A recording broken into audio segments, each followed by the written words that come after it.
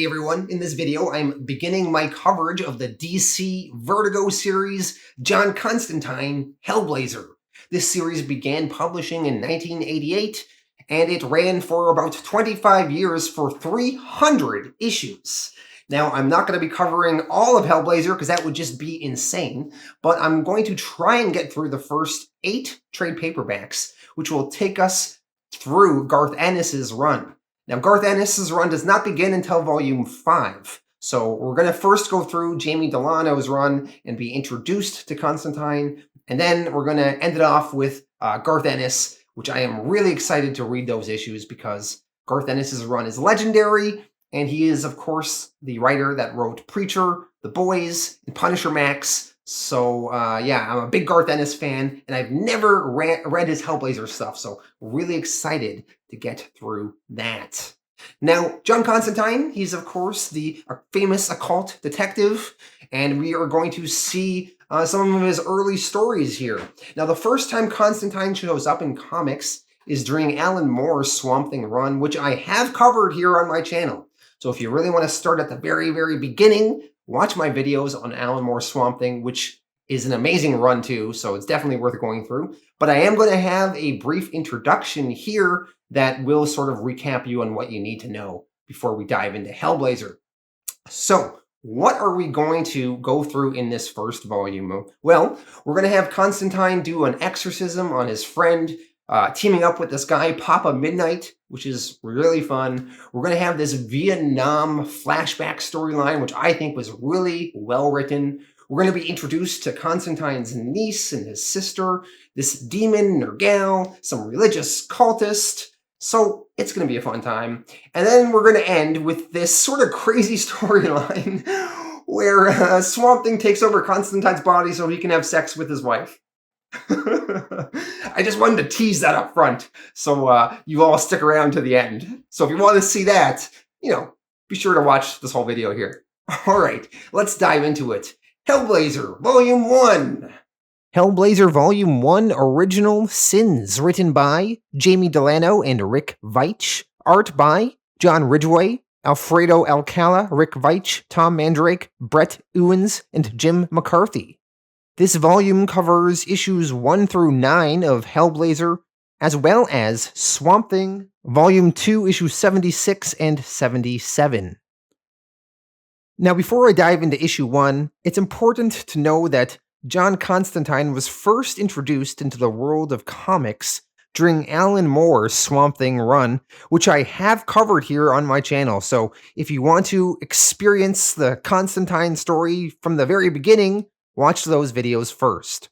Alan Moore's Swamp Thing run is very legendary and very good, but you do not have to have read those comics or watched my videos on them before getting into this Hellblazer series. There's only a little bit of context you kind of would be helpful to know leading into Hellblazer. So let me go through a little background now. John Constantine is a British occult detective, and he has become allies/friends with Swamp Thing, and together they have gone on a few adventures and even saved the world on one occasion. Also in the Swamp Thing run, we learned of the existence of something called the Newcastle Crew. This Newcastle Crew is a team headed up by Constantine that did some sort of horrific job in the late 1970s, which had a tremendous impact on all of them and really messed them all up. The events of this Newcastle incident have not been told to us, the reader, by this point. It will eventually be explored later on in this series. Of this Newcastle crew, the 4 people you see on the bottom here all got killed off in Swamp Thing. They were killed by this monster called the Ewins, or through this incident with this group called the Bruggera. So they're all dead. Constantine also had a girlfriend named Emma, and she also got killed off too. These characters will sometimes come to haunt John Constantine in the present as ghosts. Gary and Richard Simpson are still alive, and we will meet them soon. Alright, that is basically everything you need to know. Let's dive into it now. John Constantine, Hellblazer, Issue 1, Hunger. In New York City, a man named Henry Wambach is a supervisor with the Postal Service. They had received an undelivered parcel, and Henry couldn't help himself but open it.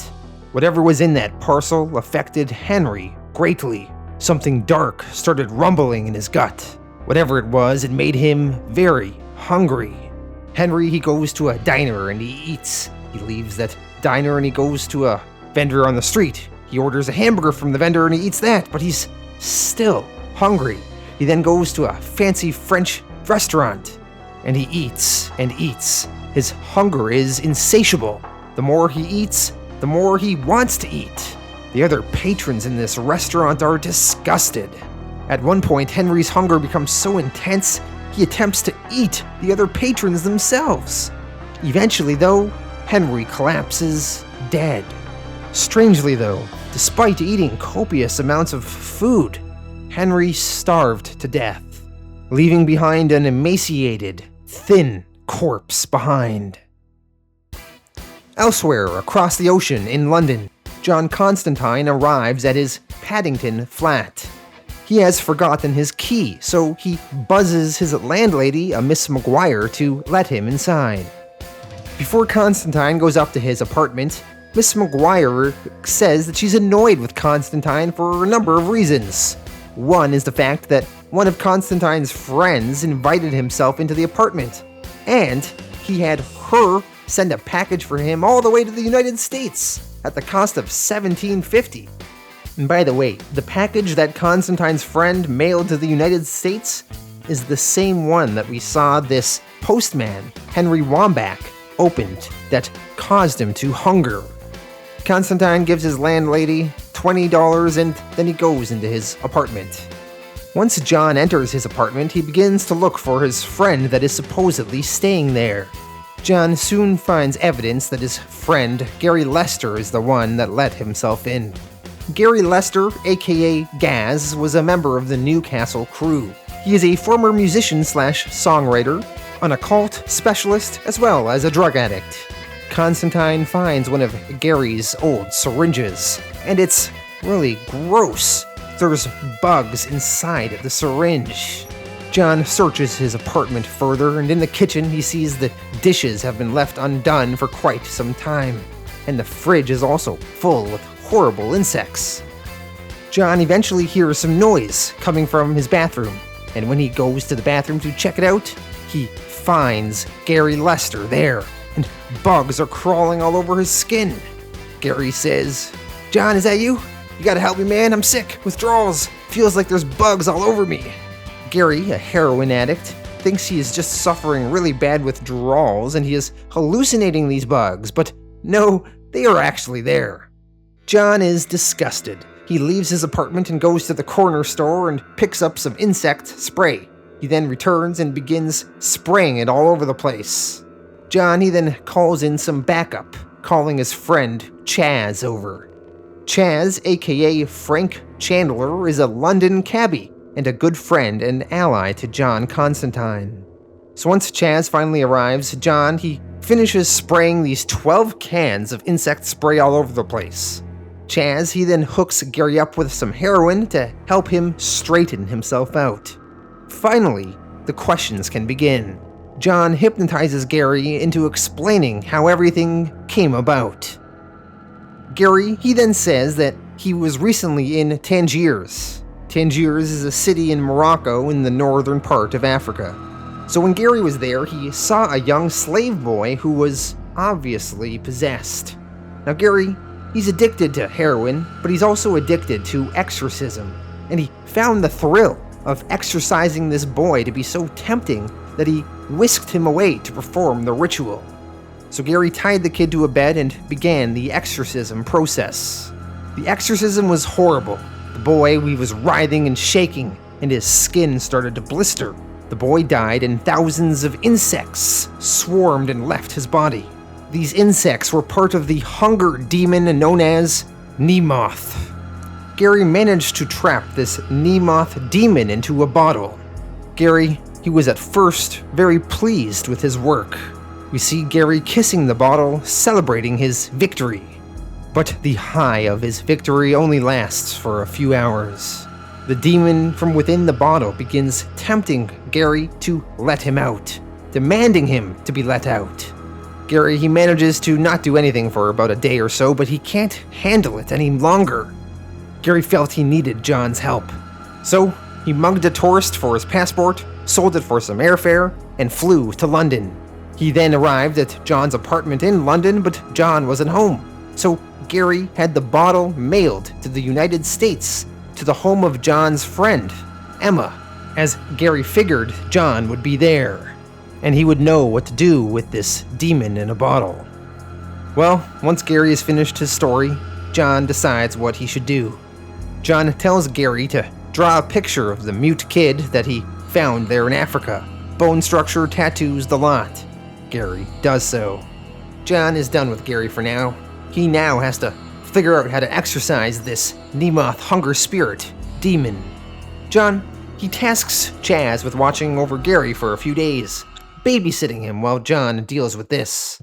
John, he then travels to an anthropologist friend of his, as well as a dabbler in the occult. John shows the man the picture that Gary drew of the boy. The anthropologist says the photos are interesting. They remind him of tattoos he's seen in southern Sudan. There's a tribe there, only one, still practicing this kind of sacrificial magic. The tattoos are a spell of binding or containment. Next, John, he then travels to this Sudanese village to learn how to exorcise this demon. When he arrives there, the shaman seems to already be expecting him. The shaman asks John, "Is it true the hunger spirit is loose again? The sacrifice was in vain?"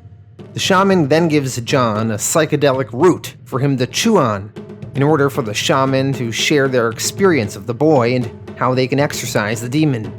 The shaman explains that he found the boy, and in order to protect his people from the hunger spirit within the demon Nemoth, he had sealed the demon within one of the children of his tribe. However, the shaman did not know that that boy was later found and sold to slavers. The shaman, after coming to this realization, is saddened. He says, "I'm a fool. I should have stayed to oversee the boy's end." John to this says, "Yeah, well, never look back is a good motto in all line of business. Too many bloody ghosts following." With this new knowledge, John flies back to London, picks up Gary, and then the two of them fly over to New York City to try and track down this Nemoth who is now on the loose there. When they're in a taxicab in New York, Gary starts freaking out. He says, "Nemoth's here, isn't it, John? I'm scared." John and Gary then travel to a place called the Midnight Club, where a Haitian crime boss and voodoo magician named Papa Midnight resides. Papa Midnight, aka Linton Midnight, is a voodoo priest operating out of Manhattan. When they arrive at the club, it looks really fancy at front, very high rent. There's no way they're gonna let a drug addict like Gary in. The guy's sweating, he's a mess. So John picks a lock and they enter through the staff entrance out back. When they enter, they're surprised by one of Papa Midnight's zombie servants attempting to capture a chicken for one of his master's rituals. The servant attacks John. John dodges and says to the servant, "You scum! You dare to threaten me?" And he slaps the zombie in the face. John then continues, "You dog, get down on your knees, down on your fat, rotten belly. You are excrement." After this stern talking to, the zombie begins to submit to John. John then explains to Gary, "That's the trouble with zombie labor, not very bright." John and Gary then make their way to the roof of the club where they surprise Papa Midnight. Papa Midnight seems angry with John, accusing him of cheating him out of $50,000 in the past. John tells Midnight to forget about the money. They need to talk about this Nemoth hunger spirit munching its way through the population of Manhattan. It won't be good for Papa Midnight's business. John explains he knows how to beat the demon, but he needs help from a magician, a strong one, specifically Papa Midnight. Papa Midnight, he's not willing to commit to helping John for now, but he says he'll consider it. John to this says, "You do that, mate. Ask the skulls about it. I'll be back later. And keep an eye on my friend here, and give my love to your sister. She was an amazing woman. John, he then travels across the city, making his way to his friend Emma's apartment. Gary had mailed the demon in a bottle to her address, not knowing that she had already been killed by this Ewins monster, which is something that happened in the Swamp Thing comics. Now that was some time ago, and now a new artist is living in Emma's apartment, and he has actually started using her death as inspiration for his own art. John, he leaves, and he's feeling bad about Emma's death.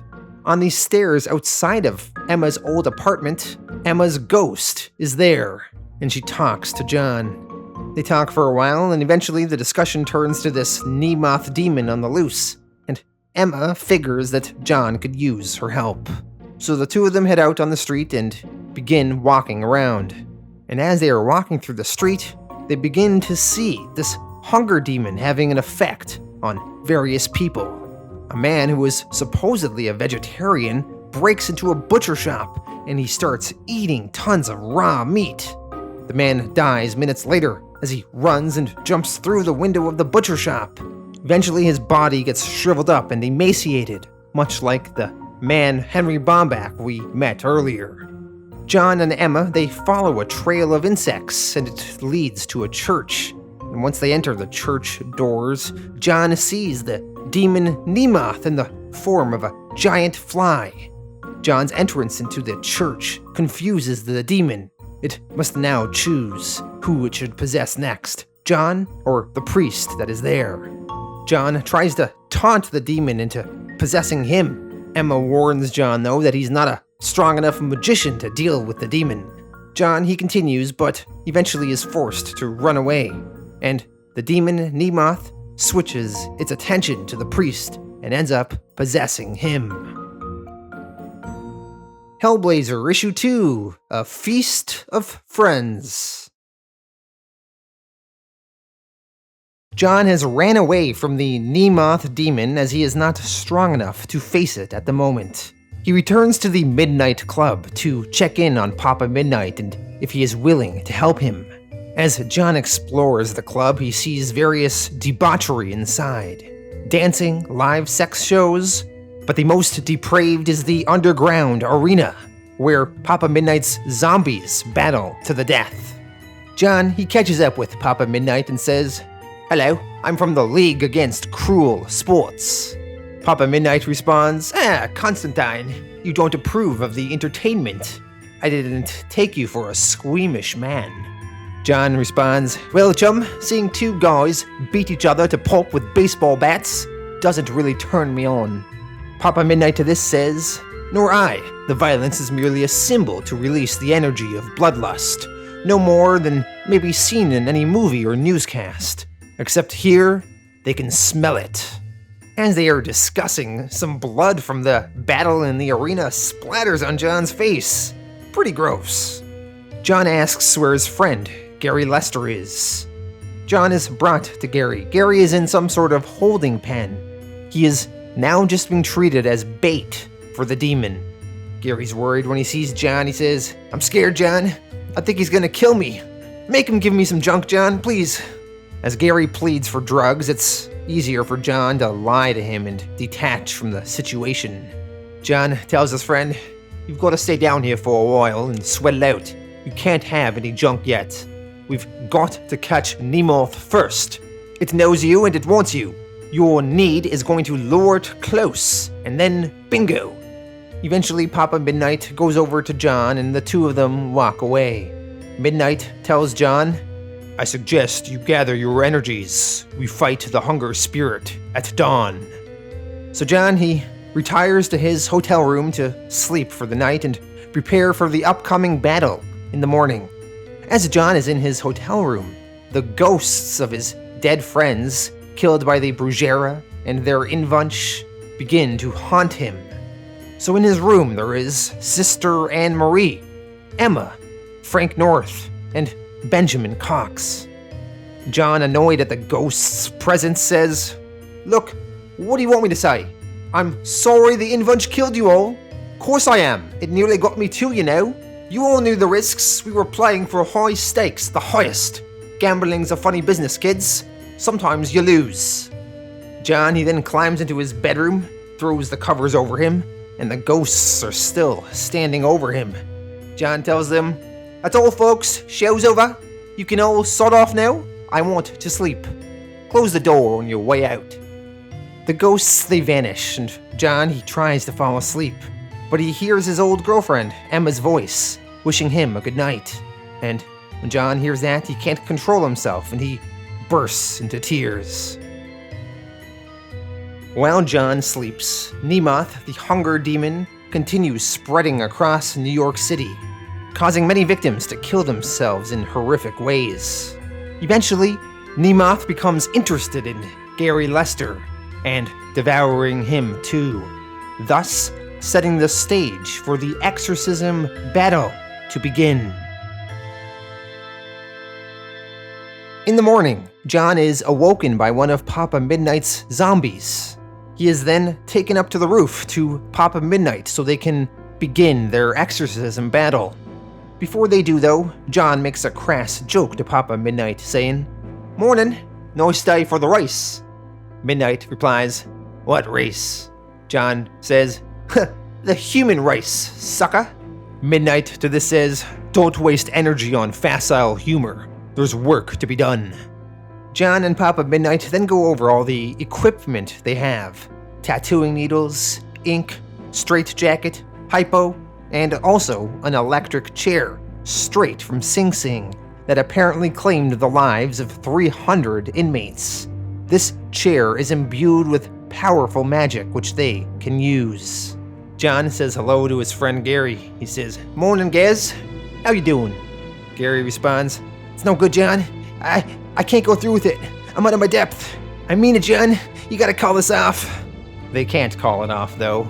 This needs to end here, now. John tells his friend, "No can do, old son. Just imagine you're at the dentist and I'm your mom. Be a good brave boy, and afterwards, when it's all over, I'll give you a treat." So John is trying to calm his friend down with promises of heroin once this is all over. The ceremony begins. Papa Midnight prepares for the binding. Gary spots a cloud of insects on the horizon, which is Nemoth circling above. Midnight then sacrifices a chicken, killing it, and pouring the blood in a circle around Gary. Gary, he starts panicking. He says, "It'll never fit in the bottle, man. It'll never fit in the bottle." Gary still believes that they plan to trap the demon inside a bottle, but no, the demon is now too big for a bottle. Gary is going to be the vessel for the demon instead. Once Gary realizes this, he says, "Oh no, you haven't even got a bottle, John. How are you going to catch it? Oh no, please, no." Gary, he then screams, "Constantine, you bastard!" John stays silent, just watching. Gary screams, and Papa Midnight lets out a sly smile. He's intrigued by what's going down. Eventually, Gary is enveloped in the demon's cloud of insects. They pour into every orifice in his body. John, he then begins to tattoo the binding symbols onto Gary's skin before the demon escapes Gary once again. Gary, he then rips free from the chair, and he begins to try and attack John, but John talks him down. John says, "Don't let it do this. Don't let it make you hurt me. I'm your friend, mate. It's John Constantine. You don't want to hurt me." Gary comes down, and they then strap him into a straitjacket. Now, in order for the demon to die, Gary and Nemoth must devour each other. And Gary is just going to have to sit there and take it and await death through a brutal, horrifying manner. Gary says to John, "What have you done to me, John? Just kill me. Don't let it have me." John, in an attempt to now comfort Gary, finally gives him the heroin he has been craving. All that is left to do now is wait. Wait for Gary and Nemoth to devour each other. John kisses his friend, Gary, on the forehead, and then he asks for some whiskey and cigarettes, and they all head downstairs as the demon begins to feed. John, he sits outside, his friend now in a holding cell, just watching Gary slowly die. John smokes and drinks himself into a stupor, and the ghosts of all his old, dead friends also come visit him and watch. They are not happy with John. After several hours, John manages to pass out, and when he wakes up, Gary is finally dead. But the hunger demon Nemoth is as well. So in a way, it was a successful endeavor, although John did lose a friend. With the work now done, John leaves, and Papa Midnight orders his men to brick up this cell to keep the evil contained there. As John leaves Papa Midnight's club, he sees Gary Lester's spirit joining all the other ghosts of his fallen comrades. Hellblazer, Issue 3, Going For It. I found this issue to be kind of weak, so my summary is going to be very brief for it. It is the year 1987. The UK is having an election, and the Conservative PM, Margaret Thatcher, is up for re-election for her third term. A demon named Blothoxy, aka the Lord of Flatulence, is running some sort of afterlife financial market on UK souls, and if the Conservatives win a third term, the UK soul market should increase as greed will be pushed higher. In the real world, some investors made some bad decisions, so Blothoxy's demon allies have come to collect their debts, aka souls, and are thus killing many young yuppies in a certain rising neighborhood. John Constantine learns of all these deaths while visiting a friend of his named Ray Mond.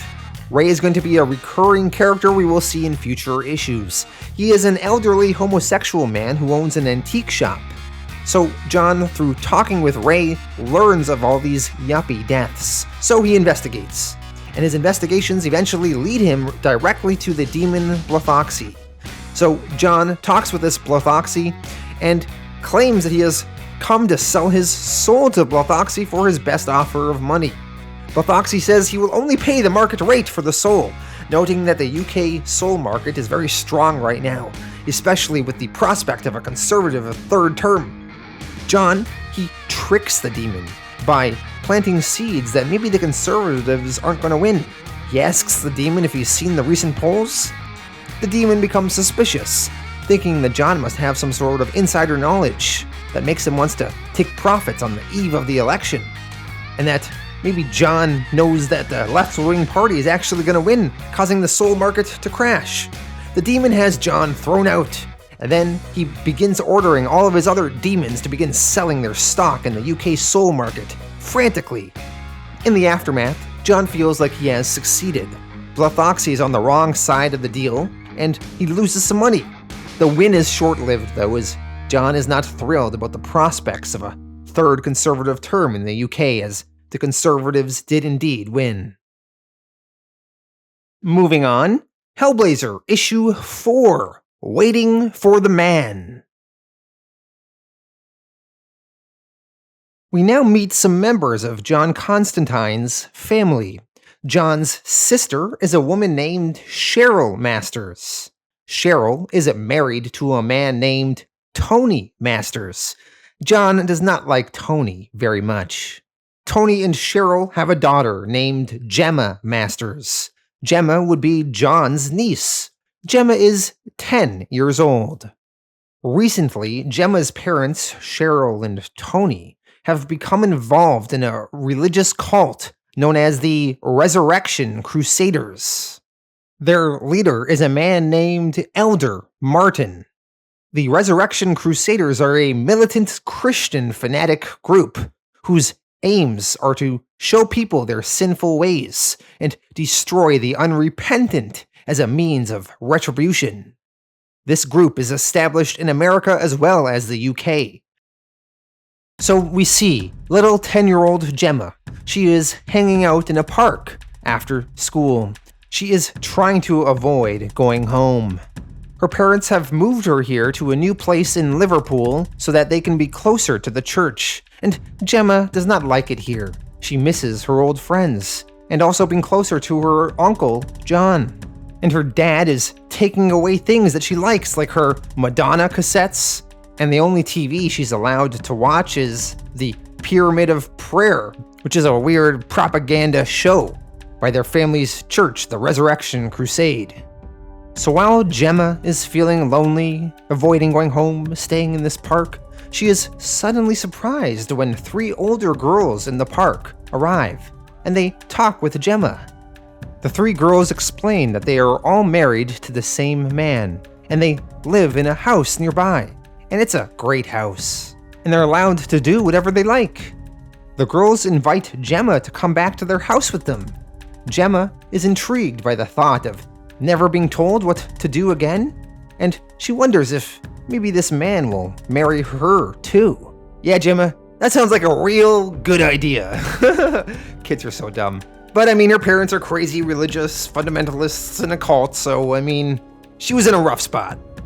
Gemma, she follows the 3 older girls back to their home. Meanwhile, over in London, we catch up with John Constantine. He is having himself a string of good luck. He wins some cash on billiards. He wins on a slot machine. He also bet on a horse race, and he also won that. And then when John goes outside, he rounds a corner and meets a young, beautiful woman. Her name is Zed, and we will learn in the future that she is actually the daughter of this Elder Martin, the leader of the Resurrection Crusade religious cult. John, he does not know this at the moment though, and also Zed is kind of on the outs with her father at the moment. John, feeling like he's already had a string of good luck today, decides to push it. Maybe he'll get lucky with this beautiful woman, and he'll find a way to get her into his bed. So he takes her to dinner. At dinner, John makes conversation with her, but Zed is not very forthcoming with information. She also is unusually direct, doing away with normal social protocols one would do on a date. She merely just tells John that if he fancies her, they should just go somewhere more private together right now. Alright, John, not wanting to lose his winning streak, accompanies her back to her apartment. We jump back over to Gemma. 10-year-old Gemma has been walking with these 3 girls for a while. They've been walking deep into the forest. Finally, they arrive at the 3 girls' husband's house. It's kind of dirty inside, honestly. The girls explain to Gemma, "You don't like it too tidy. You'll get used to it. You won't notice the smell either once you're married." Gemma questions, "Do you think you'll let me stay?" The girls reply, "Yeah, he'll be really pleased we found you." Gemma all of a sudden starts feeling tired. The girls tell her, "You can nap in his bed with us. He won't be home tonight." As Gemma starts feeling drowsy, she notices a weird mark on one of the girls' necks. The girl touching the mark on her neck says, "Oh, this? It's my wedding ring. We've all got one. Don't worry. It only hurts for a moment. Then it's really nice." Well, everything seems normal here. We now jump back over to Constantine and Zed. So John and Zed arrive at Zed's apartment, and John is admiring her artwork there. And as they are talking, the radio stops the music and breaks into an announcement. The radio says, "Finally tonight, a police search is underway after 10-year-old Gemma Masters failed to return home this evening. So far, 4 children have disappeared in this city this month." When John hears this, he recognizes the name of his niece. So he immediately has to stop his fun tonight and jump into action and help find her. John asks Zed if she drives and if she can give him a ride. We go to Liverpool and we see Tony and Cheryl Masters. Cheryl is distraught on the news that her daughter is missing. She's crying. The leader of the Resurrection Crusaders church they are a part of is there, Elder Martin. Elder Martin tells Cheryl that thousands of her fellow Crusaders are linked in the Pyramid of Prayer tonight for their daughter. Elsewhere on the highway, we see that Zed and John are driving towards Liverpool.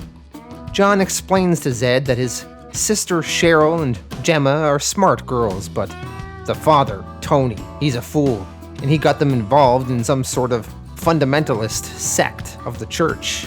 Pyramid selling salvation or some such nonsense.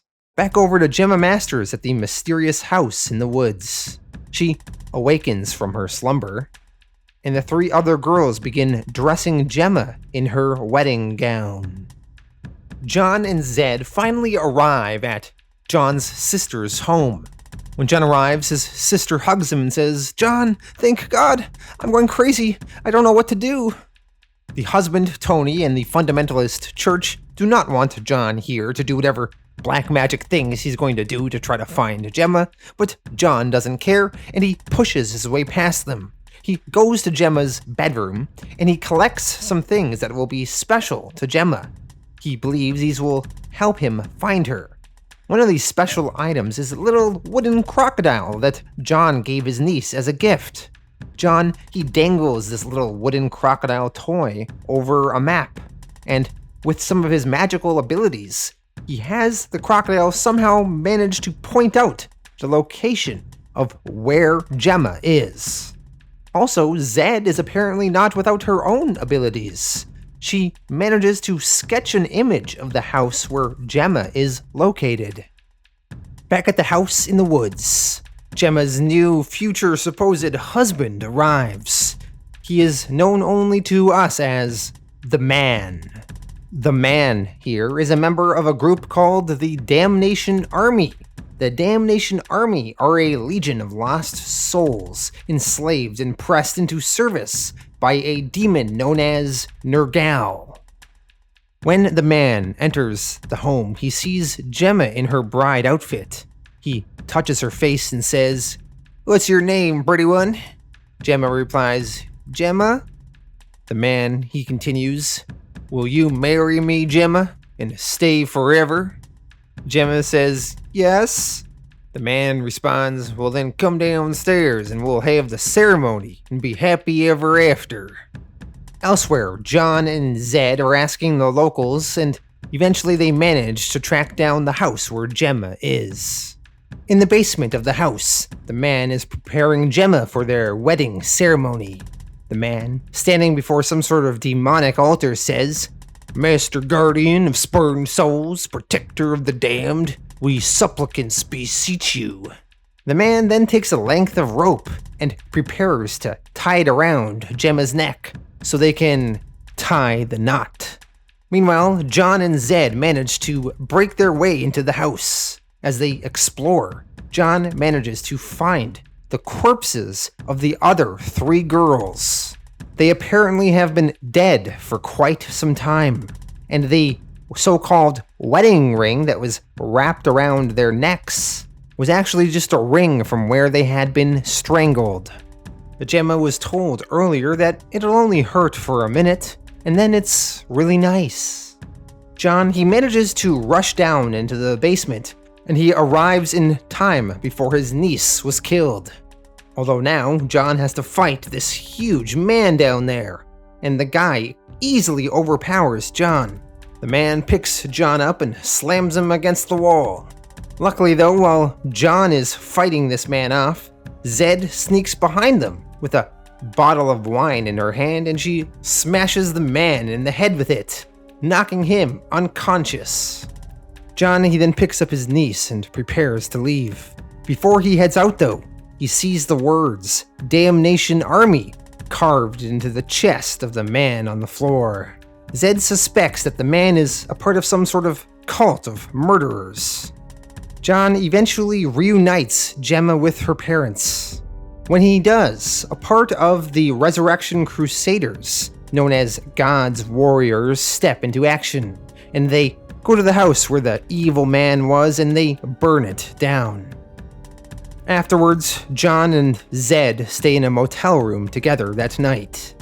John suspects that Zed knows more than she lets on. She seems to know about the Damnation Army and the Resurrection Crusaders, but for now he just lets it go. Another thing to be investigated in the future. Hellblazer Issue 5, When Johnny Comes Marching Home. It is August 10th, 1968, in Vietnam during the Vietnam War. U.S. soldiers Lieutenant Frank Ross and his childhood friend Craig Anders are making their way through the thick jungle, on the lookout for some North Vietnamese soldiers. They get ambushed. Craig opens fire. He mows down someone that, for a moment, he confuses for his father. This startles him. Afterwards, on inspection, it is indeed an old Vietnamese man, and not Craig's dad. It is now the current day when this book takes place, which is August 10th, 1987, nearly 20 years later. All the town's boys that went to the Vietnam War died and did not return home. Nobody returned home except for one, Lieutenant Frank Ross. The Resurrection Crusaders have come to liberty now, and the townsfolk have been convinced that participating in the Resurrection Crusaders' pyramid of prayers, that through the power of that prayer, it will finally bring their long-lost sons back to them. Even though this is a ridiculous prospect, as all these soldiers have been missing for 20 years, they're not just gonna magically show up now. So we see Lieutenant Frank Ross in the present, the only soldier from the town that made it back home from Vietnam. The townsfolk, they don't seem to like Frank because of this fact, that somehow he came back from the war and their sons didn't. Frank, he has managed to make a living at the gas station on the side of the interstate, while the rest of the townsfolk have suffered as their farms haven't prospered. Even though it's been nearly 20 years, Frank is a mess from the war. He suffers from PTSD, and he's a lonely drunk who runs the gas station.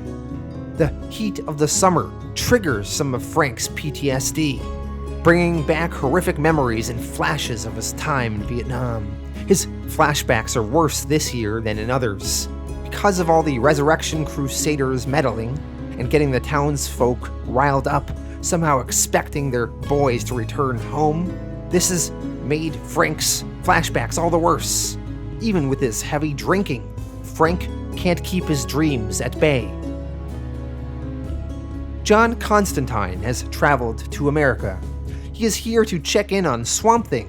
However, after hearing about the presence of the Resurrection Crusaders in Liberty, Iowa, he has decided to check in on the town and see what is going on with the Resurrection Crusaders' influence. When John arrives off of the interstate, it is hot, so he wants a drink. He enters Frank Ross's store/gas station off the side of the interstate. As he enters the store, Frank Ross is deep in the middle of another one of his Vietnam flashbacks. Frank, flashing back, pulls out his gun, and he thinks that John is a Vietnamese soldier, and he fires his pistol at John. John dodges out of the way. Fortunately, Frank's wife Nancy steps in and calms her husband down and brings him back to reality.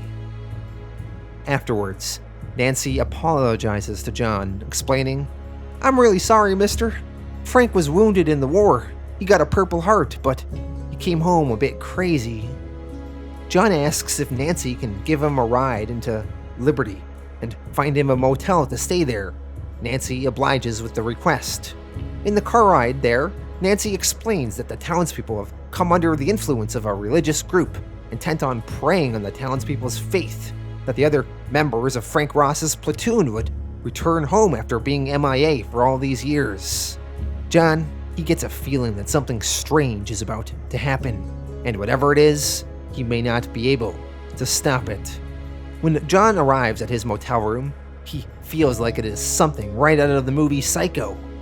The motel is owned by Nancy's mother, and that night, John overhears Nancy arguing with her mother about the Crusaders' promises. The old woman is convinced that her son, Craig Anders, will return home from Vietnam. Nancy argues back with her mother that they've been missing for 20 years. That's too long. They're never coming back. Angrily, Nancy's mother slaps Nancy across the face, saying, "Shut your lying face, traitor slut! It's all right for you living down there on the interstate. Frank Ross came home." That night, Frank Ross is sleeping in his bed, and he awakens, and he is smack dab in the middle of another flashback to Vietnam. Frank Ross, he's overcome with the feeling that what the Resurrection Crusaders are promising is true, and that his fellow comrades are out there, somewhere, waiting for him. So Frank, he grabs his guns and he straps them on. He then heads outside and he walks out into the cornfield. As Frank stumbles into the cornfield, he eventually finds his old platoon. Of course, they are not actually there, they're just ghosts to Frank, and he's imagining it. But to Frank, it all seems so real. So Frank and his platoon begin making their way through the cornfield together, and to Frank, it's like he's back in the jungles of Vietnam, trudging through those jungles on their way to an assault on a Vietnam stronghold. Frank and his imaginary ghost soldiers in real life, making their way through that cornfield, arrive at a Vietnamese hut. That hut is actually the very motel where John Constantine is staying. We see, up above, a welcome home banner is hanging that the deluded townsfolk have put up to welcome their boys back home. Well, their boys have sort of arrived back home, but not in the way that they expected. Inside that motel, the elderly townspeople have gathered to watch a television broadcast of the Resurrection Crusaders and their Pyramid of Prayer program. A representative of the church on TV is speaking. John, he's watching this, and he asks Nancy what the deal is. Nancy answers, "It's the Pyramid of Prayer. You gotta pay $10 a month and your prayer goes into the computer. And then you have to do these sort of chain letter scripture mailings. And as you get more people into the crusade, your prayer moves up to the top of the pyramid and then gets broadcast coast to coast on TV." All of a sudden, the church member on TV says, "And tonight, we thrust Liberty, Iowa before the eye of the Almighty. These worthy crusaders have paid their dues. Have you? On this day, 19 years ago, their sons were snatched by the satanic hands of communism. Deliver them!" John, he watches the TV with a feeling of impending doom. John then looks out the window, and he sees Frank Ross approaching with his guns. Frank, he then enters the motel, and he begins opening fire. Frank, he imagines that he is rushing a Vietnamese base. John leaves the room out the back to save himself, as he doesn't have any weapons on him. Frank, seeing John, imagines him a young Vietnamese soldier trying to escape.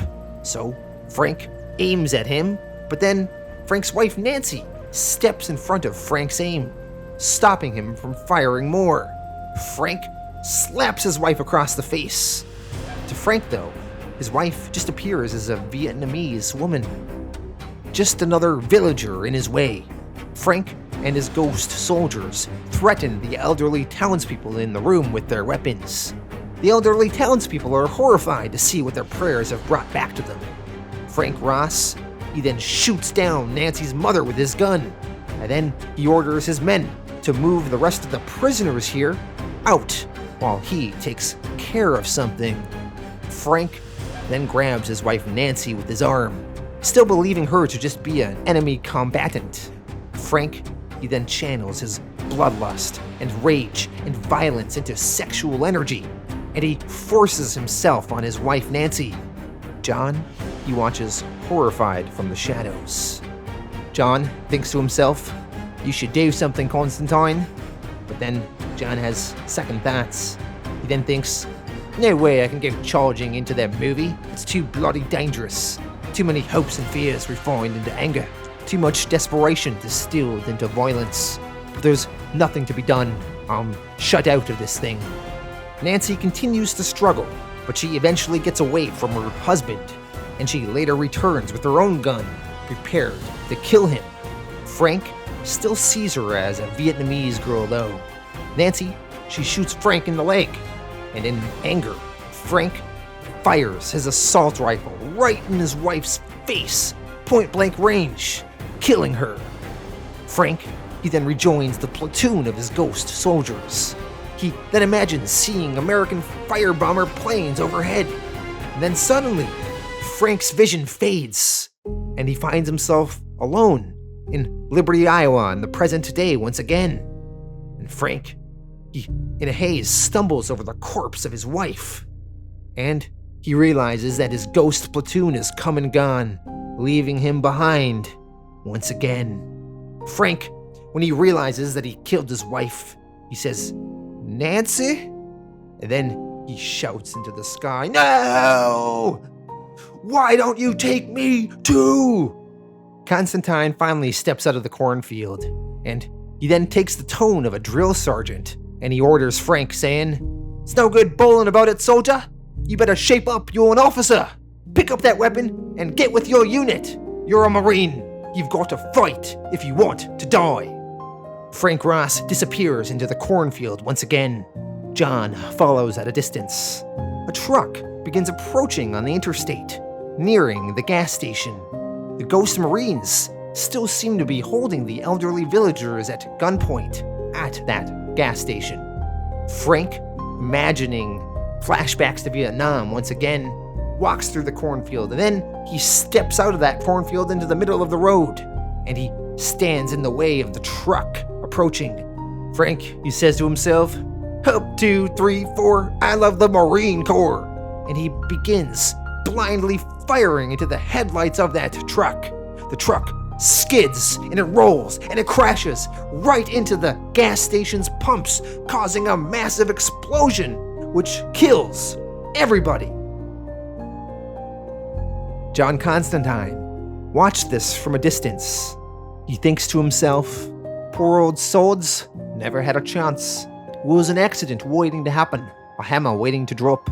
Something to do with this place, the people, bitterness, and blind faith, with a shot of guilt for a catalyst. A cancer that had been growing for a long time, just waiting for the resurrection crusade to kick it awake, split the temporal fabric at a tension point or something. How the hell should I know? One thing is sure, I've got to get on the Crusaders' case soon." Christ, what a bloody awful mess. Before I'd only seen the war. Now I know how it smells. It smells of gasoline. Hellblazer Issue 6, Extreme Prejudice. In London, some neo-Nazi youths calling themselves the British Boys are bored, so they are causing some trouble. One of the boys lights a Molotov cocktail and sets fire to a newsstand. These British boys, these neo-Nazi youths, they hate a lot of groups. Basically any race that is not white and different than them. But among the many classes of people they hate, it is the queers they hate the most. The neo-Nazi gang here sees someone they suspect of being a homosexual walk into a restroom, so they follow after the person with the intention of beating them up. And as they do that, across the street, John Constantine is there, and he sees all of this go down. Inside the washroom, we see this gang of boys confront the man inside. Only, the man inside is clearly not a homosexual. He's not even a man at all. It is actually the demon known as Nergal. Nergal is a powerful god turned demon, and he is also the leader of the Damnation Army, the same group responsible for kidnapping John Constantine's niece, Gemma, and attempting to marry/kill her. But these neo-Nazis confronting Nergal were not ready for what awaited them. Nergal brutally kills them, ripping their flesh to bits, and blood is just pouring everywhere. As Constantine is walking outside, he catches sight of the blood and decides to have a look. Inside the washroom, Constantine sees quite the scene, destruction and blood everywhere. He then notices a panel in the floor, and he assumes that that is where the bodies must have been taken to. John contemplates going down the panel in the floor to investigate further, but he decides against it as he's wearing his good coat and he doesn't want to get blood on it. Down in the sewers, we see Nergal is carrying the dead bodies of the 4 British boy neo-Nazis that he slayed recently. Nergal brings them back to his other followers/slaves. John heads back to the local bar, and he uses his phone to phone an acquaintance of his that is a crime reporter named Tony.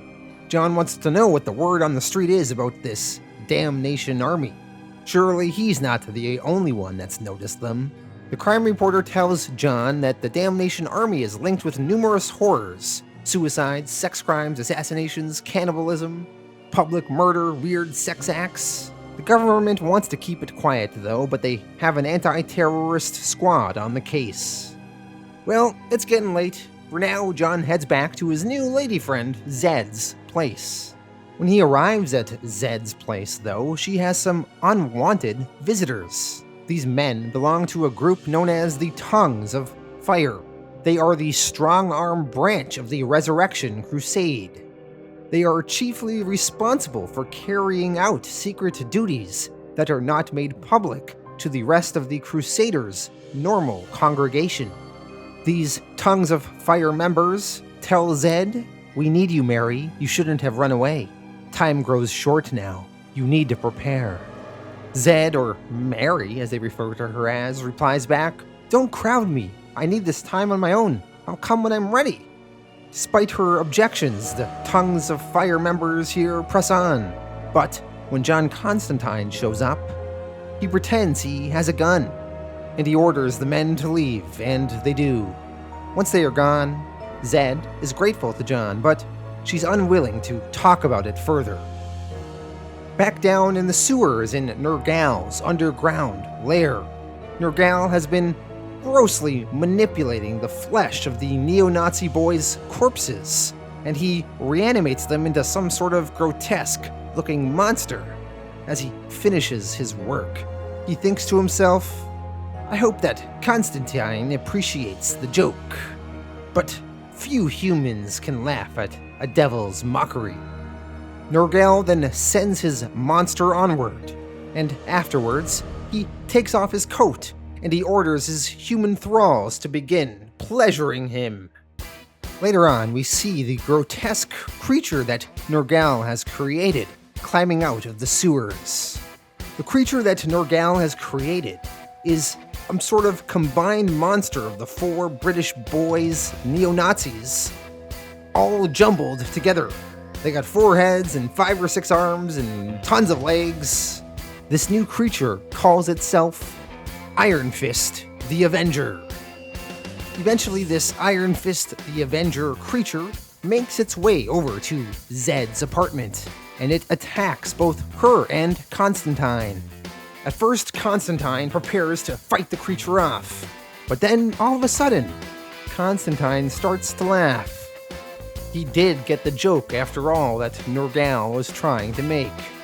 The creature becomes annoyed at Constantine laughing at him. He wants to know why. John, he then points to one of the boy's arms on the monster. It has a tattoo of a sports team, a football club, a Chelsea tattoo. While on one of the other arms, there's a rival football club of Arsenal. John finds it funny because they're rival football clubs, and normally these boys, football hooligans, would fight each other in the streets over their preferred team. But here, they are one creature supporting both. John wraps Zed in his overcoat and rushes her to safety, as the Iron Fist, the Avenger monster, begins to tear itself apart, in accordance with the football wars the boys always fight over. 2 of the heads on the monster say, "Arsenal!" 2 of the heads on the other say, "Chelsea!" Soon enough, they rip themselves apart. In the aftermath, John has his cabbie friend, Chaz, drive both him and Zed over to his other friend, Ray Mon's house. Once they arrive there, they put Zed to sleep. Afterwards, Ray and John talk. Ray is the elderly gay man that John knows, and Ray confides in John that he has AIDS, and nobody has been coming into his shop because of it, and he's been getting nasty phone calls as a result. John, he stays up that night, thinking about Fear and Prejudice and their victims. He thinks about his friend Ray and his new friend, Zed.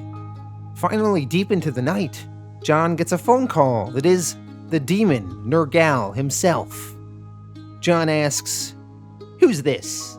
Nergal answers, "That you must guess, Constantine. Once before you offended me, forcing me to chastise you. Next time I will not be so lenient. Be warned, do not aid my enemies further. Join us. Your interests are best served in the army of the damned." John is left merely confused by this phone call. depositing. Curiouser and bloody curiouser. Hellblazer Issue 7, Ghost in the Machine. John Constantine travels across the city to visit his friend named Richie Simpson. Other than Constantine, Richie is the last remaining living member of the Newcastle crew. Richie is what they call a techno-mage. He is an amateur magician that deals with technology. Richie works nights at some sort of factory that has some high-tech computers, and when he's working there at nights, he secretly abuses his position to do some hacking on the computer's superior hardware. Richie, with the computer, has managed to dig up some info on the Resurrection Crusaders. He has discovered a splinter group of them called the Tongues of Fire. However, the Tongues of Fire have so far blocked his attempts to find out more about them. John urges Richie to try some more. So Richie takes some hallucinogenics, and he uses some special technology to somehow project himself into the computer, into cyberspace. Meanwhile, over at John's old friend Raymond's place, Zed is staying there. The two of them have a conversation. Ray tells Zed about his previous lover that died in the Falklands War, and he also expresses how now he is dying of AIDS. The two of them get interrupted by members of the Tongues of Fire who have come for Zed. Among the group is Zed's own father, Elder Martin. They forcibly take Zed away with them, and they beat Ray violently, killing him, justifying it by condemning his homosexuality.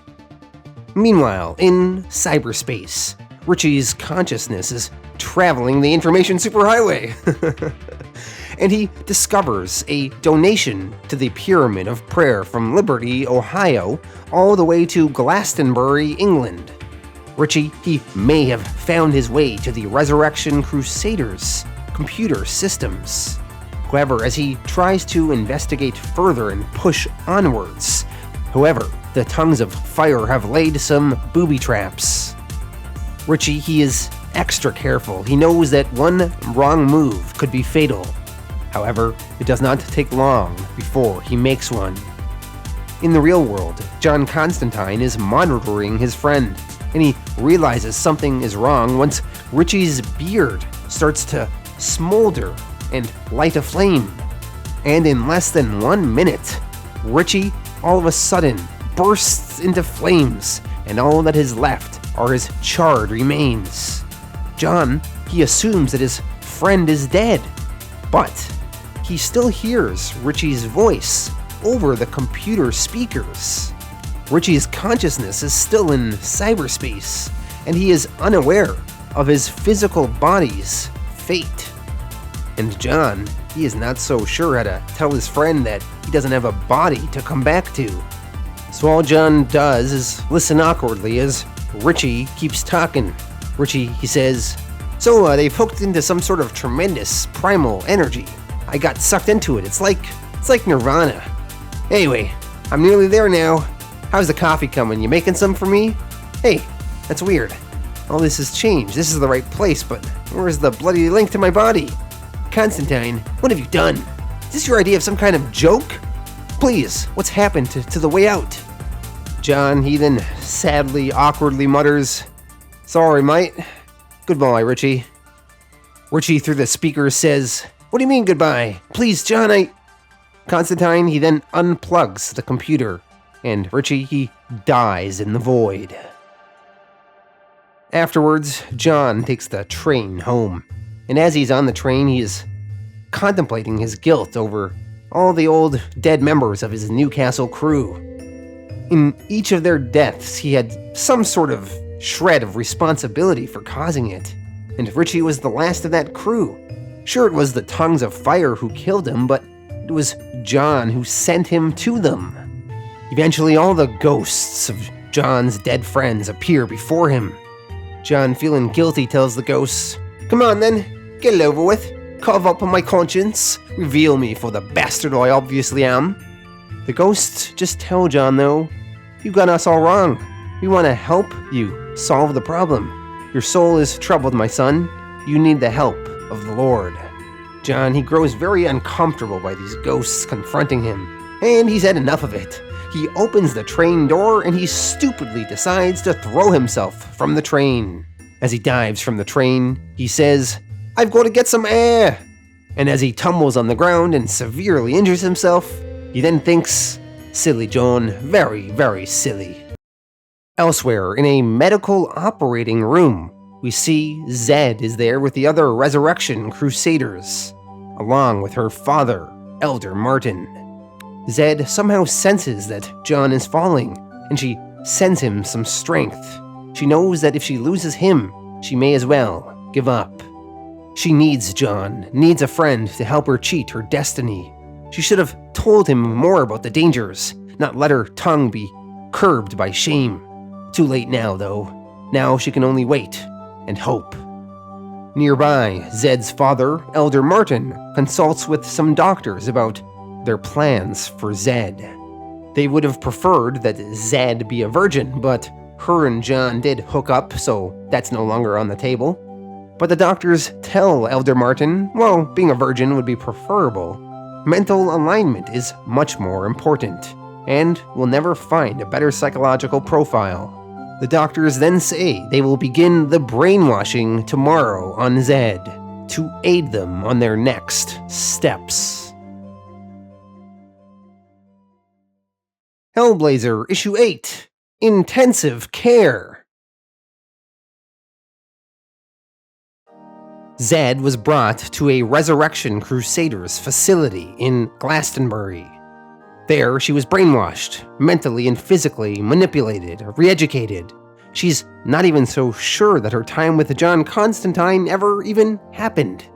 They have also renamed her from Zed to Mary, named after the Virgin Mary. They expect Mary to bring about the second coming and give birth to Jesus Christ by mating with an angel. That is to come soon, though. For now, they have just finished their mental indoctrination of her. Now all that is left are the surgical alterations to do. Meanwhile, we see John Constantine is in a hospital. Last issue, he stupidly jumped from a train, and he severely injured himself. Luckily, somehow, John's ally Swamp Thing found him and saved his life, and brought him to a hospital. John, now slowly regaining consciousness, assesses his injuries. He is in rough shape. He's got a cast on both of his arms and his legs, and he can barely move. John looks around in the room and he sees a policeman sitting on a chair, but the policeman is actually dead. John, he then feels something wet, touching and licking his face.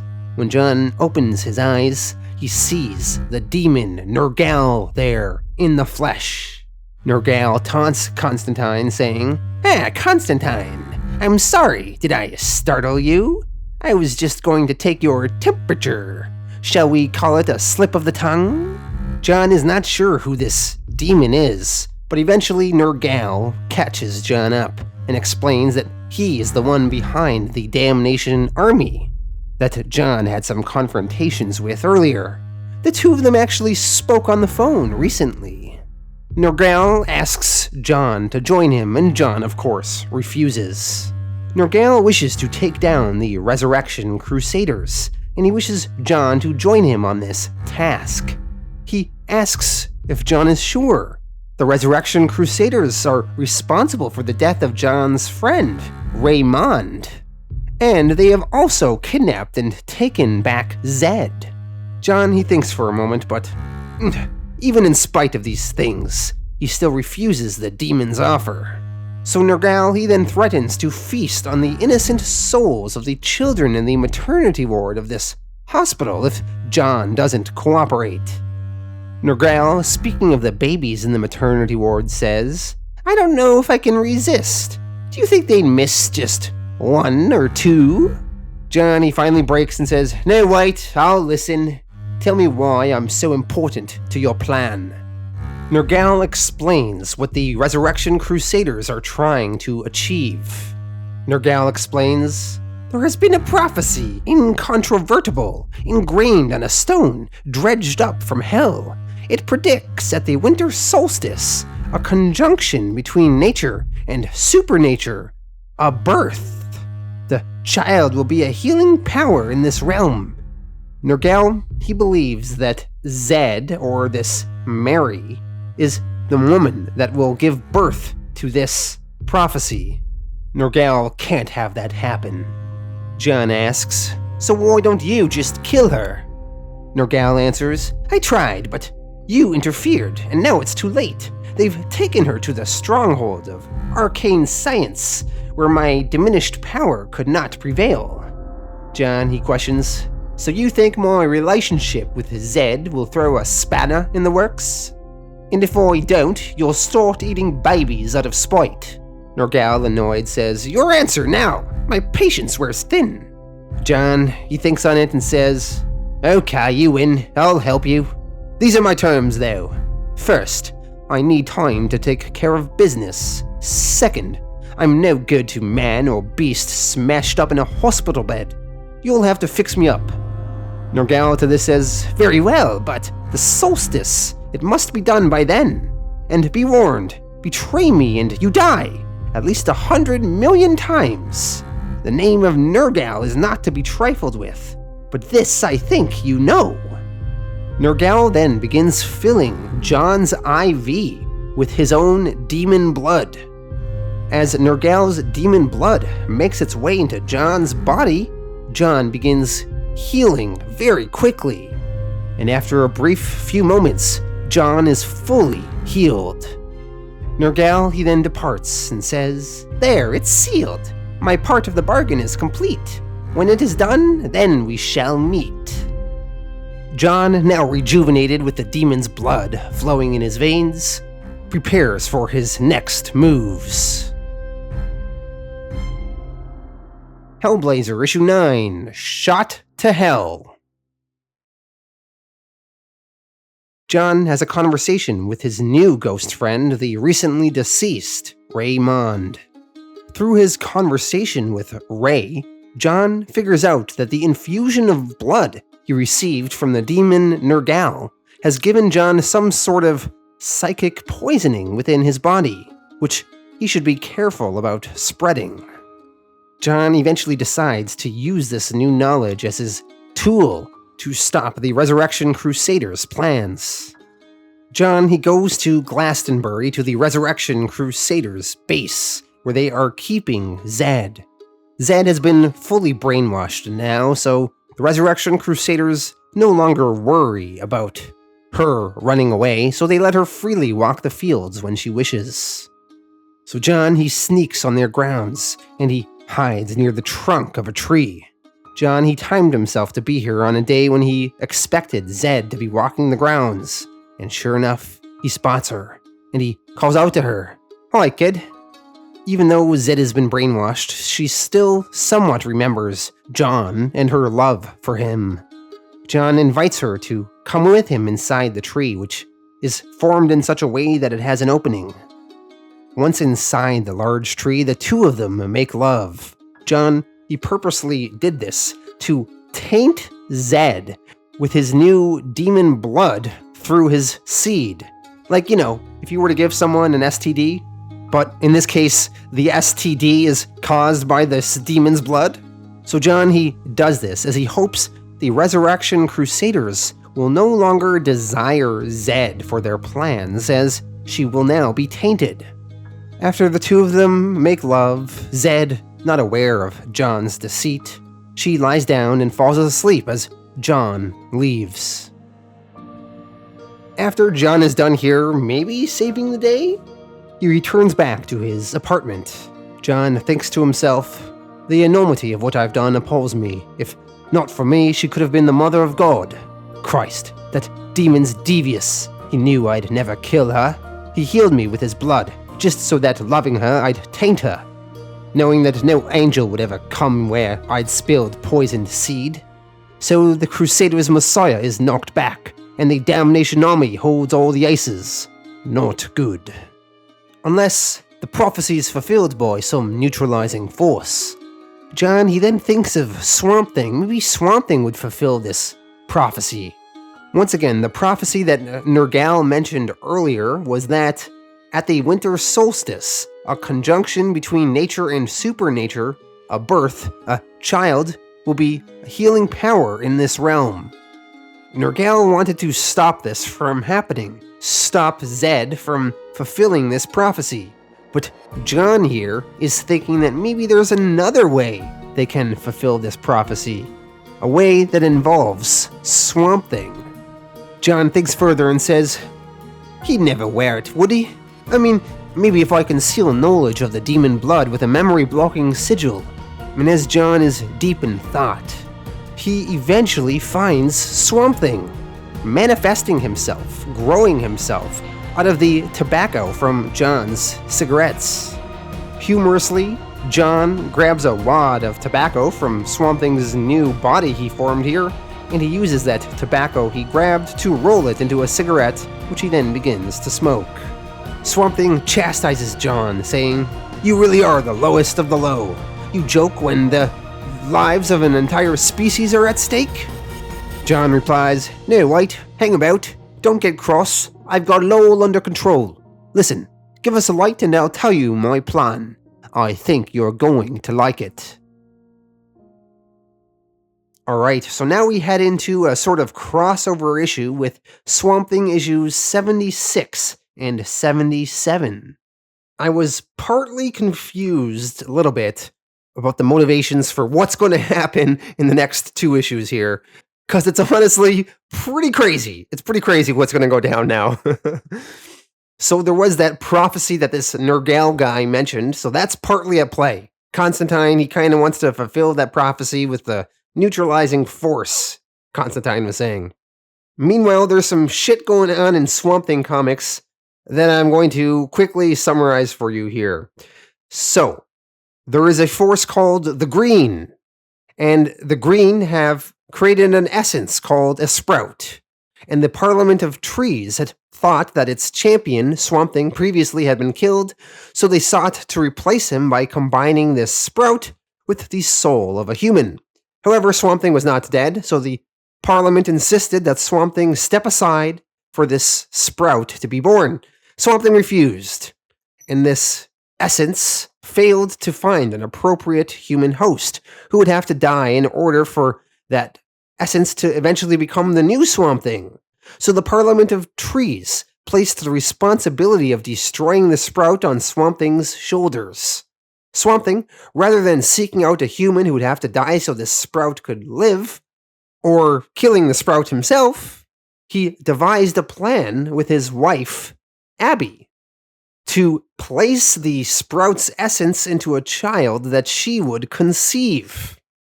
So, if you're following what I'm saying here, basically, there's this sprout, and Swamp Thing wants to impregnate his wife Abby with this sprout. But of course, Swamp Thing's like a swamp monster, so he can't, have sex the way normal humans would with Abby to impregnate her, so he needs to come up with a solution. And that is where Constantine is going to come into play. So, with that setup, let us now begin Swamp Thing issue 76, La Adoration de la Terre. So, Swamp Thing and Constantine come to an agreement. Constantine will let Swamp Thing borrow and take control of his body so that Swamp Thing can impregnate his wife, Abby, with it, and give birth to this sprout thing. Swamp Thing, he then does this. He enters into Constantine's brain and bloodstream. So Swamp Thing, he is now in control of Constantine's body, and Constantine's consciousness is just kind of floating in the astral plane. We'll see what Constantine was up to in the next issue of Hellblazer while Swamp Thing was busy with his body. So Swamp Thing, now in control of Constantine, begins by trying to get used to his new body. Constantine is addicted to smoking and begins suffering withdrawals, and Swamp Thing, he refuses to smoke any cigarettes, so he just sort of powers through it. Swamp Thing, as Constantine, eventually grabs some money and Constantine's passport, and then he books a flight back home to America. After a long flight from the United Kingdom to America, he has a layover in Washington, D.C. So Swamp Thing, as Constantine, has to kill some time waiting for his connecting flight. And while he is killing time, he thinks about all the ways that Constantine has tricked him in the past and exposed him to all sorts of dangerous situations, whether it be werewolves or vampires, ghosts, or even the Invunch. Constantine was always messing with him, so Swamp Thing decides on some revenge. Under control of Constantine's body, Swamp Thing goes to a tattoo parlor and gets a tattoo of a tree on Constantine's ass. Elsewhere in Louisiana, at a hospital, Swamp Thing's wife, Abigail Arcane, or Abigail Holland now, she stands over the unconscious body of her once previous husband, Matt Cable, who has been in a coma for months, or maybe even years. Abby, she feels bad. She's married to Swamp Thing now, sort of, unofficially, but technically, her and Matt are still legally married, and she feels guilty about having Swamp Thing's child when this is the case. Abby, she holds her husband's hand, and she explains how she loves Swamp Thing, and she wants to have his baby, with or without Matt's consent. And almost as if in some sort of answer, the wedding ring slips off of Matt's thin finger. And Abby, she reads this as a sign of Matt's approval from within his coma. So later on, Swamp Thing finally arrives back home in the swamp in Constantine's body. And him and Abby, they then prepare to make love in their swamp home. Swamp Thing warns her, though, that they must hurry as he senses that she is ovulating. Before they begin, though, Abby has some questions. She asks, "So, I'm supposed to get pregnant from this, right?" Swamp Thing, as Constantine, says, "Right." Abby continues, "And the baby will have the soul of the sprout, right?" Swamp Thing answers, "That's the idea, yes." Abby questions some more. "So this baby is going to be the next Swamp Thing, right?" Swamp Thing answers, "Of course." Abby continues, "Well, what I want to know is, will it be, human?" Swamp Thing answers, "Abby, it will be human, in every respect, but for the elemental power that it carries." Abby, she then asks, "But why does it have to be with Constantine? I hate him, I loathe him, and most of all, I'll never trust him. Why can't it be somebody nice? I know you told me it's all about part of the synchronicity storm you started, and Constantine and I have been drawn into it, and somehow we balance each other out. And now we're perfectly positioned to turn all that planetary energy in a different direction." Swamp Thing, he says, "All we've got to do is what comes naturally to most humans." Abby, she's still apprehensive. She worries that this is just one of Constantine's tricks to, get with her. She says how she's worried that in the middle of their lovemaking, he's just gonna, smirk, and it'll turn out that it's not Swamp Thing after all, and it's gonna be Constantine there, actually, and it's just gonna be disturbing and weird. Just like it was with Matt and Uncle Anton. In Alan Moore's Swamp Thing run, there was this plotline where Abby's evil uncle, Anton Arcane, possessed the body of Abby's husband, Matt Cable, and he had sex with her in what was a very messed up incident, because, he's her uncle. And Abby, she just doesn't want something messed up like that to be happening again here. Swamp Thing, he wants to reassure Abby and make sure that that's not the case and try to make her feel comfortable. And by the way, as he's talking with her, we see Constantine's new ass tattoo here. Anyway, eventually, Abby comes up with an idea of something that will make her comfortable with proceeding. She asks that if Swamp Thing is really in control of Constantine's body, he wouldn't mind putting on the wedding ring that she earlier removed from Matt Cable's hands. Swamp Thing agrees happily, and he proudly takes the ring and wears it, and Abby is relieved. And now, finally they can get down to business. At the end of their lovemaking, Swamp Thing tells Abby that he can tell she has already conceived. Much later on in Swamp Thing comics, the child that is born will become a little girl named Teffe Holland. And due to Constantine having the demon Nergal's blood in his veins at the time, Tefe is also going to be part demon, and Tefe will eventually become an earth elemental like her father, a new Swamp Thing having all of her father's powers, but retaining a human appearance. Swamp Thing issue 77, Infernal Triangles. This issue is pretty skippable, but essentially, in the aftermath of Swamp Thing and Abby conceiving a child, Constantine now has control of his body again and is elsewhere, and things are now a little awkward between Abby and Swamp Thing. Abby is uncomfortable with the fact that Constantine was involved. She still doesn't like him, and the fact that he was so involved in their intimate act makes her feel unclean. Confused and unhappy, Abby leaves the swamp and Swamp Thing to puzzle her feelings out. Both of them this issue do some soul searching to work out their frustrations and the source of their feelings and get past it, but in the end, they both do, and they come back together and are happy once again and ready to bring this new child into the world. And Swamp Thing and Abby are even on good terms with Constantine, too. And with this, we end the first volume of Hellblazer. Next volume, we will see the perspective of what Constantine was going through when Swamp Thing was in control of his body, and we will have some further storylines involving the Resurrection Crusaders and the Damnation Army and Nergal, and see how that all plays out.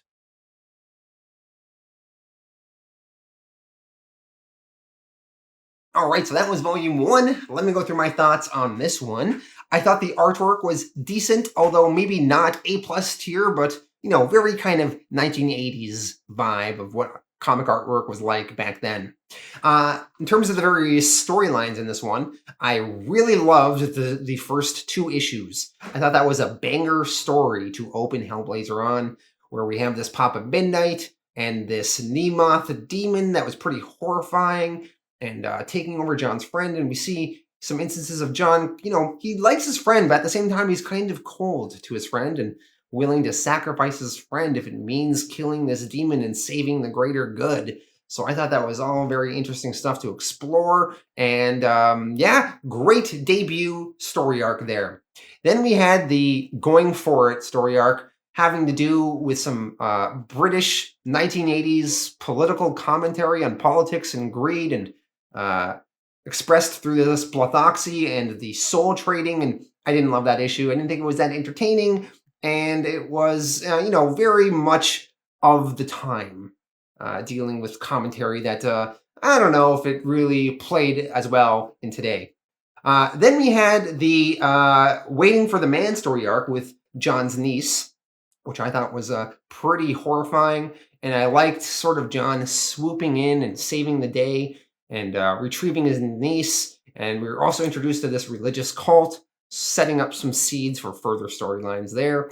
And we had the Vietnam issue, which I thought was really brilliant and kind of, creepy. This guy keeps having these Vietnam flashbacks, and he basically kills the whole town. And I thought it was really intense and well written, so I really did like that issue. We have various other issues now where Nergal is getting introduced, and we're furthering the threats of that. And Zed, she ends up getting kidnapped, and now she's being brainwashed, and we're setting up a whole bunch of stuff that's going to kind of play out in the next volume. So I thought the furthering of everything was kind of intriguing. We did see the one issue where Constantine's friend Richie Simpson gets... he's in cyberspace and he's sucked in the machine, and he dies somehow and gets fried because his mind was just wandering too far. That was kind of intriguing. Very weird kind of 1980s interpretation of technology, though. And anyway, it was interesting. Now, the end of this volume here, where we have the whole Swamp Thing taking over Constantine's body, I love the idea of that Swamp Thing takes over Constantine so that he can impregnate his wife. I was cool with that, but some of the explanation of why they had to do that was very convoluted and too complicated for my liking. This whole Nergal thing and the prophecy and all this shit with the sprout was, a little bit out there and hard to follow. So I didn't love that, but putting that out of the way, I love the idea of it. And there was a lot of fun having Constantine, Swamp Thing taking over Constantine's body and Constantine trying to talk his wife there into it. And, I was entertained anyway. So yeah, that is the first volume of Constantine. I thought it was a good ride. I think some of these story arcs were like really amazing and some were not that great. But on the whole, I'm going to give this opening volume an 8 out of 10. Thank you all for watching, and I'll be back in the future with Volume 2.